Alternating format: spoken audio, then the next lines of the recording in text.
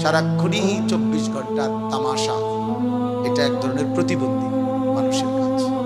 সারাদিনই হাসে, নাচে, লাফায়, যা মন চায় তাই করে, এটা অসুস্থ মানুষের কাজ। মানসিক প্রতিবন্ধী, মানসিক ভারসাম্যহীন মানুষের কাজ।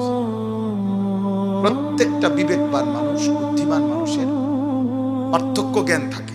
মানুষকে বিবেকবান বলে মানে কি, বুদ্ধিমান বলে মানে কি, যার মধ্যে পার্থক্য জ্ঞান আছে তাকেই বলে বিবেক। অর্থাৎ যে বুঝে এটা আমার জন্য উচিত না উচিত না, এটা আমার জন্য অনুমোদিত না অনুমোদিত নয়, এটা আমার করণীয় না বর্জনীয়, এই পার্থক্য জ্ঞান, এটা আমার জন্য বৈধ না অবৈধ, হালাল না হারাম, এই পার্থক্য জ্ঞান যার মধ্যে আছে তাকেই মানুষ বলে, তাকে বিবেক বলে।